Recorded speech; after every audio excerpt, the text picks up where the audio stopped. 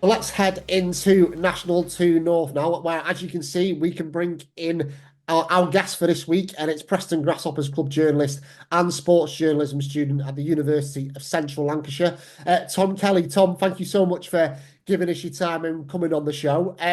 Given you do have your strong affiliation with Preston, I think it's only the right place to start. And it seemed like one of the main headline scores from round three, really, after two tight games for Hoppers against Chester and Fylde, which didn't go their way. It was third time lucky against Sheffield Tigers with a 27-26 win, wasn't it, Tom? Yeah, they don't make it easy on themselves or me, that's for sure. But it was deserved win because they were on the attack pretty much the whole game. Sheffield Tigers had their game plan where they were clearly aiming for penalties. That was the aim, but and Hoppers very much helped them on that. But it was a deserved win, and I mean the two games before probably deserved to win those as well. But again, got themselves in trouble, and it was their own downfall almost. So I think it was a top win for them and one that was very much needed after a bit of a down point against Fylde, especially. Yeah, I was gonna ask about kind of the emotions after the win, Tom. I suspect you would have spoken to Dan Orwin, obviously the boss at Preston, a few of the players. I guess what was it like? Because I can guess that it might have been relief and a bit of a punching of the air kind of thing. It was very much relief was the word going around when I was talking to the players in the bar afterwards, and Dan Orwin. He was very happy. He was annoyed about the penalty account again, which is their own issue, but he was very happy to have won the game. So it was a lot of relief. You could see a lot of people taking deep breaths, like, "Oh, thank God for that." It was very much a relief, is the word to use. Yeah, and obviously heading in towards the end of September now, Tom, still plenty of rugby to be played. But what's kind of the thoughts and ambitions of Hoppers this season, do you think? I know 11th place last season, but what are they kind of targeting, or are they just trying to take each game as it comes, as cliche as it sounds? On the first game of the season, I asked Dan what his aims were, and it was very much he used the words every game, but also he was very adamant. Top six is what they want. They want to reach that top half of the table. They feel they've got the squad to do it. They feel they've made the improvements from last season, which first three games definitely have, because they would have definitely lost the game against Sheffield Tigers last season with the resilience and that, and then they would have been miles off it after both first halves against Chester and Fylde, where they were miles off it. But second half came out better. Again, should have won the game. So the improvements are there. I mean, they've only lost by 2 points twice and won by 1 point. So the games are that close. So if they can get those scorelines just the other side, top six is definitely there. But there's a lot of competitive sides this season, so it's not as easy, but it's definitely a chance for it. Yeah, no, really good point you make there, Tom, in terms of Hoppers only losing games narrowly and obviously getting a morale boosting win in round three. And this weekend, they'll be hoping to build on that when they go to Harrogate, who are still looking for their first victory back in National 2 North. And we mentioned sort of Hoppers finishing 11th last season in this division, sandwiched in between Lim and Billingham, who have really caught the eye in the opening 3 weeks of the season, haven't they, Tom? I mean, Lim currently 3 wins from three, beating Preston's Lancashire rivals, Fylde 49-17, I think it was last week, or 49-14, sorry, just to check my notes there. I know for the rugby paper you spoke to fly half Tom Shard, who's one of the shrewdest operators in the division. So what was his thoughts in terms of the start they made to the season, and what ambitions do you think Lim have really got this season?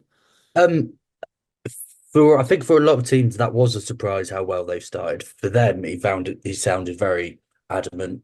That was a good start, and he was very. They'd won obviously only the second season ever in this league, but he the words he was using was push on a lot. He was wanting them to push themselves up the table, get themselves top half potentially as well.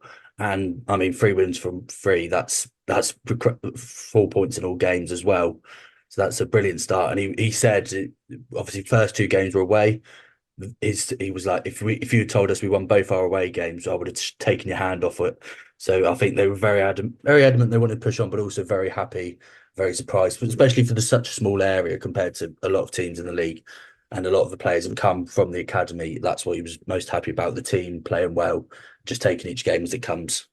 Yeah, and I think that's probably evident given some of the score lines they've had this year. They've really looked like they've been enjoying themselves, and they'll be hoping to push on, as Tom says, this weekend against Sheffield Tigers, winless Sheffield Tigers. But I'm sure those at Dormore will have something to say about that at the weekend. Also unbeaten, as we mentioned, are Billingham. 2 wins and a draw for them. A really, really hard-fought physical battle against Otley last weekend. And obviously the main highlights for Billingham will be taking another home victory. But just take a look at this from their win against Otley. Referee Michael Harris providing his own commentary on Billingham's second try. Just have a little listen to this.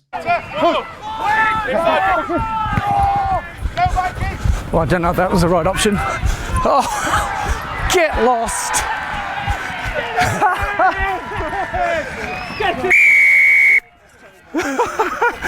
Did you hear what I said? You said opposition from me. I said, doesn't look like the right option. Absolutely brilliant. And Tom was telling me off camera, it's not something you usually see from a match official, but what it does show is that everybody connected to rugby can enjoy the sport. And Michael is getting a lot of love on our social media channels and Billingham social media channels. So big thank you for Billingham for highlighting that to us. But in terms of the rugby itself, the North East side will definitely be aiming to end the month unbeaten. They go to Hull on Saturday, who are still looking for their first win of the campaign. And one of the other sides who are 3 wins from 3, like Glim, who we mentioned before, Tom, are Sheffield. They ran in 9 tries last Saturday to swat aside Harrogate 57-19. Obviously, they had a fabulous season last year, didn't they? I know you spoke to Anthony Poser as well recently for the rugby paper. So is there a sense within the walls at Aberdale Park that they can build on that brilliant season they had last year of finishing in 3rd? He was very tight-lipped when I kept asking whether they could challenge. He very much stated every game as it comes, every single time I asked, because I asked him whether they could challenge Leeds, because obviously Leeds probably only lost 2 games last year, and he went, they're a brilliant side, but we'll just think about them when we play them.